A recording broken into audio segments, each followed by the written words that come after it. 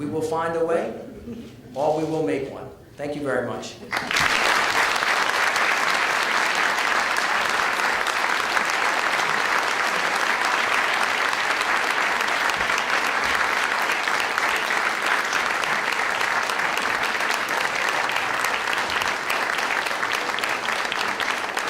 And thank you, Mayor Landrieu, for taking time out of your busy schedule and coming up here to Washington, D.C. to address the National Press Club. We have no shortage of questions for you today. Several of them dealt with outlook and reports on state tourism. What is the status of tourism in your city and the Gulf Coast region, and have you seen any drop-off in tourism or convention booking since the BP oil spill? Thank you very much, and I appreciate, again, so much being invited to be with you. A couple of comments. We, to put in context, post-September 11th, because New Orleans is a tourism economy, our tourism industry dropped dramatically. It got back up to full speed, then Katrina hit, and it went back down to the bottom, and was just getting back to where it needed to be before the BP oil spill. Originally, because of the way the storm came in from Katrina, a lot of the infrastructure for tourism was not damaged, but what happened was a lot of people did not book conventions. And anybody who knows about the tourism industry knows that you're booking 3 or 4 or 5 years out. All of the pictures that were on TV, CNN, the whole 9 yards, made people in North Louisiana, people around America, think that Shreveport was still underwater for a very long period of time. And for those of you that are geographically challenged, Shreveport is in the north part of the state and never got hit by the storm. Hence the power of television and images. But what happened after the BP oil spill is that a lot of people stopped traveling, and there are a lot of folks that stopped booking conventions. Basically on the national level, because of what you saw in Florida and Mississippi, a lot of folks and businesses were hurt very badly. We're in the process right now of, to the detail, identifying what that was. We expect at this point in time to have numbers next year that reflect that tourism went down somewhere between 12 and 16%. That's as close as we can get now. Unfortunately, you won't know exactly what those numbers are until next year, but we're tracking those numbers very carefully. Having said that, it is important for the country to know, as President Obama showed us the other day, the seafood is safe, it's edible, you can have a wonderful time anywhere on the Gulf Coast today, and you should come down and enjoy yourself. In general, how badly has the BP oil spill affected the economy of New Orleans?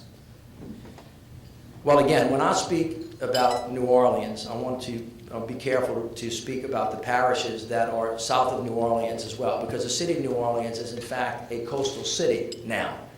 And by the way, some of you live in coastal cities, although you don't know it yet. But in any event, as I iterated during the speech, if an oyster bed is closed because the water is closed, that person who harvests those oysters can't bring them to Blackie Campo's dock.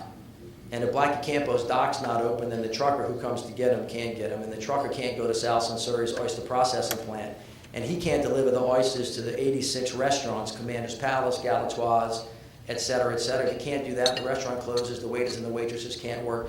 You begin to see that. Simultaneously, on the fundamental issue of drill, not drill, many of the families that work in this economic change both drill and fish at the same time. And so the consequence not only has been dramatic, it's been a double whammy. And that is why Senator Landrieu, Governor Jindal, all of the elected officials have been really pushing very hard to identify very specific ways of how to drill safely and to fish at the same time. So the consequences are dramatic. Ken Feinberg will take over the claims process, I believe, on Monday. And I believe that you will begin to see the direct effect of how large this really is. It's going to last a very, very long time. And as I said in the speech, this is not the beginning of the end. It is the beginning of the beginning. When will you next be meeting with President Obama, and what issues will you raise, especially regarding the drilling moratorium? Well, all of you know now that the President has announced that he's coming to New Orleans next Sunday. We are thrilled by that. As I said during the speech, President Obama himself, his entire top-level staff, his cabinet secretaries, Senator Landrieu's office, the entire federal government has been fantastic in the work that they have done in the post-Katrina relief effort. He and I have a difference about the moratorium. Everybody in Louisiana supports the concept that you should deal with that with a scalpel, not a hammer, and that we believe that you can get back to drilling safely. It's critically important for the rest of the country to know that drilling can be done safely, and we believe that it can. can. We have worked very, very hard in the last couple of months to prove that. We think that we've done so. So I will thank him. I will continue to ask him to work with us as he has done in the past to continue to rebuild a great American city, and we will politely discuss the moratorium issue when he's there. This questioner takes note of the, quote, delicious Gulf Coast shrimp served at the National Press Club today. The National Press Club appreciates that comment. And the question is, how safe is seafood from the Gulf?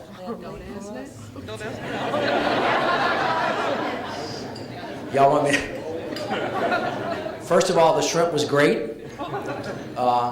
We have a number of proprietors and from restaurants in here that actually serve Louisiana food. Acadiana's in the house. It's nice to see you guys. Thank y'all. The seafood's safe. It is the most tested seafood in the world. And ironically, people are importing from other places that don't have seafood testing at all.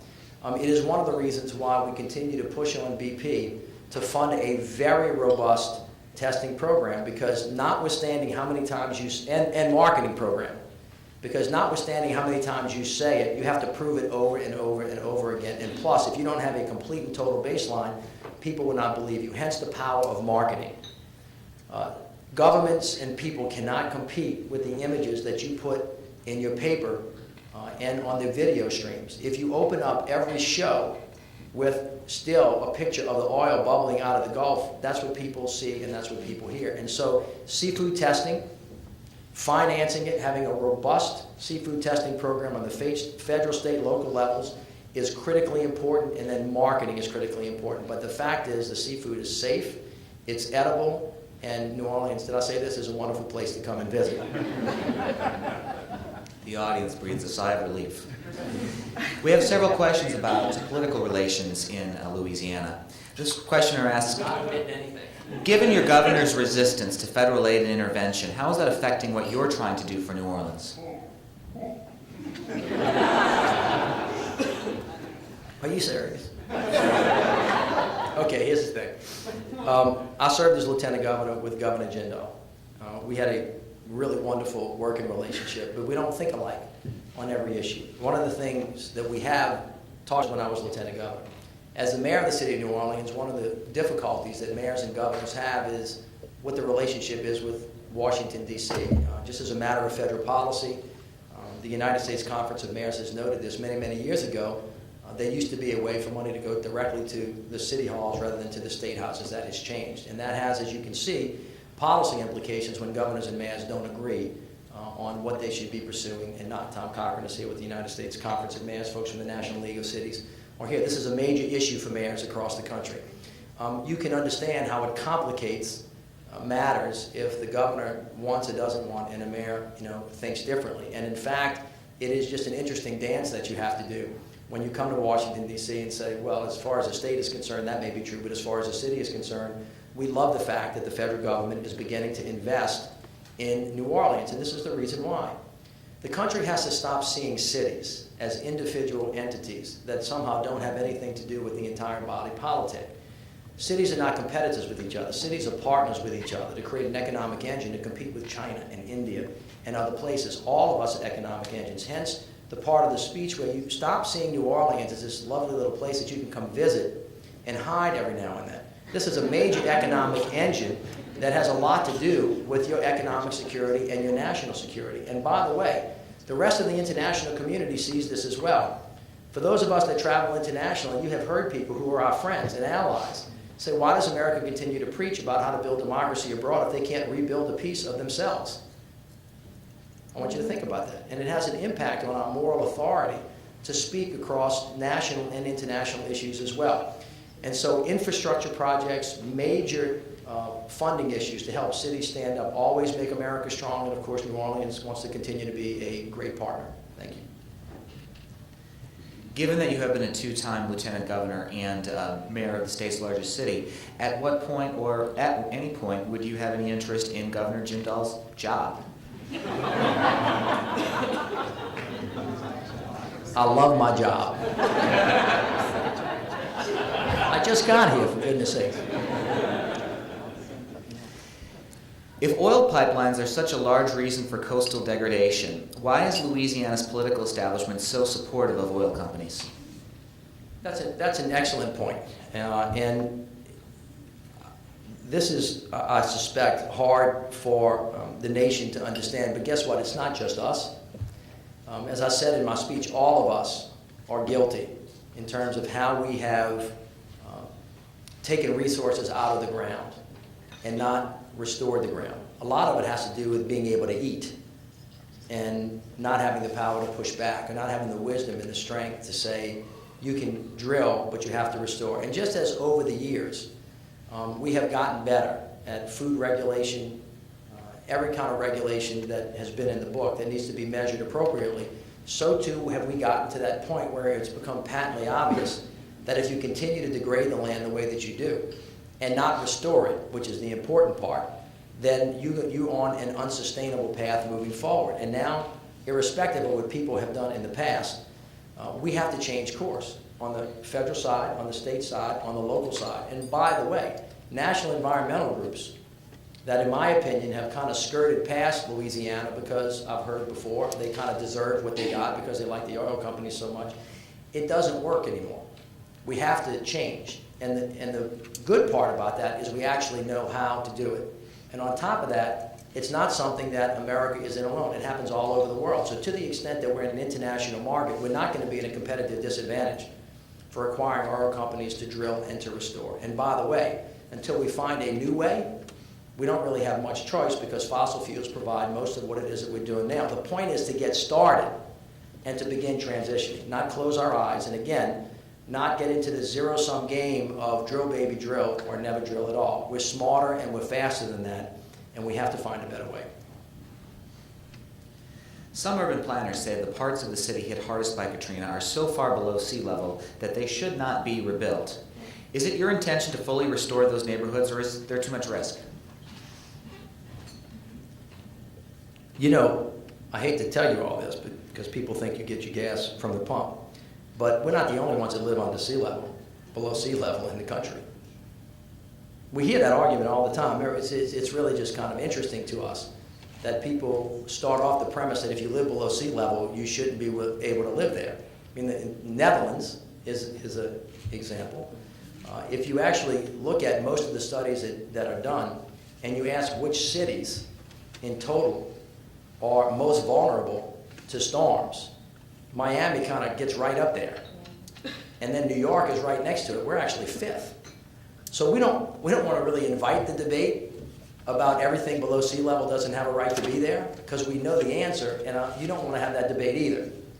And so from that perspective, the question is it possible to design a protection system, either through coastal restoration, levees, building codes, that actually protects, very importantly, culturally significant places of America? Shame on us if we can't do that, and we should. And so we kind of take that question, if I might say to you, in a fairly pejorative way, because we heard many, many, many times after the storm questions that no other place in America gets when they got hurt. Florida was hit with 4 storms in a year, and not a congressman or a senator that I can recall from any place else stood up and said, you really shouldn't rebuild those condos on the beaches of Florida. So it's a curious question to us, if I might be a little bit defensive. Go ahead, girl. I'm on it. Tell Mom I'm on it. You understand what I'm saying? So here's the answer to the question is this. If the country fulfills its obligation to protect its own selfish economic interests, national security, and energy concerns, you will rebuild the coast. And if you rebuild the coast, and then you satisfy your own selfish economic, national security, and energy concerns by making the Mississippi work the right way, which is why it's there, why Thomas Jefferson bought the joint, as they say. If you do those two things, and you make the levees the way that you're supposed to make them, and design them the way we were supposed to design them, and engineering the way the American people were supposed to engineer them, and then we do our job with building codes, New Orleans is as safe as any place in the world. And I don't know if I said this or not, but New Orleans is a wonderful place to come visit. Following on rebuilding efforts, how would you grade the Corps of Engineers' efforts to rebuild and improve the levee since Katrina? Is there more the Corps could or should be doing? This is an excellent question, and I want to answer it in 2 dimensions. It's important to note that the Corps of Engineers is a military organization.